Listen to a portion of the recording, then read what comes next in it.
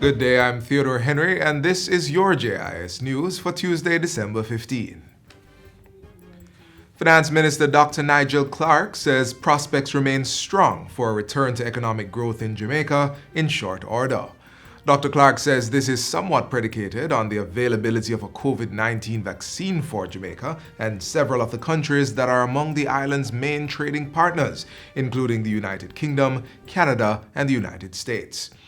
According to the finance minister, the current economic contraction is not the result of structural factors, but rather the inability of persons and entities to move about freely and engage in economic activities due to the COVID-19 restrictions. As those conditions are moderated and over time we return to a new normal where persons can freely assemble and congregate as a vaccine becomes available, then Jamaica will naturally, economic activity will naturally pick up.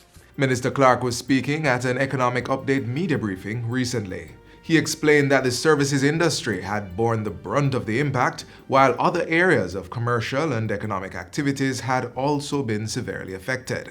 But Dr. Clark stressed that amidst the projection for 10 to 12% economic contraction for the 2020 calendar year and 2020-2021 fiscal year, rebound is expected in 2021-2022.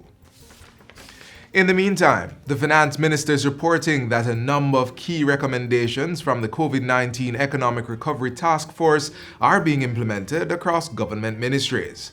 Among these are the implementation of laws that are consistent with Jamaica's international tax obligations and the acceleration of institutional reform. Minister Nigel Clark says the recent amendment of the Revenue Administration and Bank of Jamaica Acts and the tabling of legislation for the establishment of the Fiscal Commission are examples of these recommendations in action. It is symbolic that though there is a pandemic and these are not normal times, the government is proceeding with its pre-pandemic plans to strengthen and build institutions to ensure that we all recover stronger. 860,000 airline seats have been secured for the 2020-2021 winter tourist season, which started today.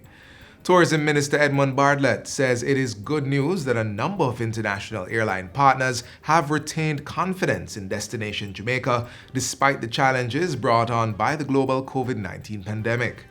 He says if the airlines are able to garner 50% of their seating capacity to Jamaica, then the country could potentially yield approximately 500,000 visitors during the 4-month season, which ends in April 2021. And that would be a nice beginning to restore the growth levels that the industry had over the years. Mr. Bartlett gave the update during a JIS think tank session on Friday. He urged tourism industry stakeholders to maintain the integrity of the established COVID-19 health and safety protocols. During the season, all tourism entities will be revisited by the Tourism Product Development Company to ensure compliance. Provisions are being made for drug samples and photographs of large seizures to be used as evidence in court proceedings. The first stage was secured with the passing of the Dangerous Drugs Amendment Bill 2020 and the Evidence Amendment Bill 2020 in Parliament recently.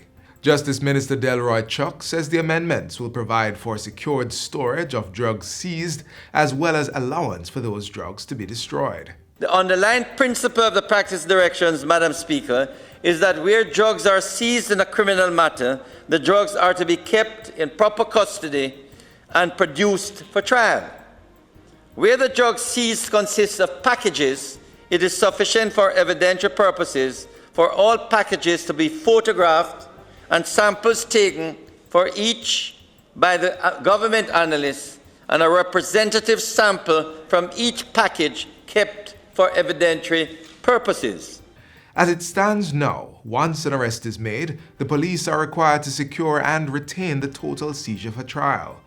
The Justice Minister says this practice has given rise to concerns regarding the adequate storage and security of the drugs while in police custody. There is the risk, Madam Speaker, that the drugs may end up back in the illicit drug trade or that the evidence becomes compromised in a manner that impairs the chances of securing a conviction.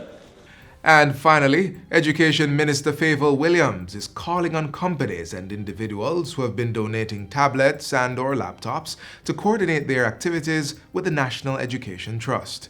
She says this will be included in the ministry's database to track the number of devices issued to students and the name of the schools to avoid any duplication of future handouts. The National Education Trust may be contacted at 876-967-9007. Minister Williams says many companies and individuals have heard the government's call for one laptop or tablet per child and have jumped on board. Let me say a big thank you to the many companies and individuals who've heard the call and stepped forward to make their contributions. The initiative is designed to promote inclusivity in the education sector by providing needy students with the tools to function in the online teaching and learning environment. And that's it for JIS News Today. I'm Theodore Henry. Thanks for watching.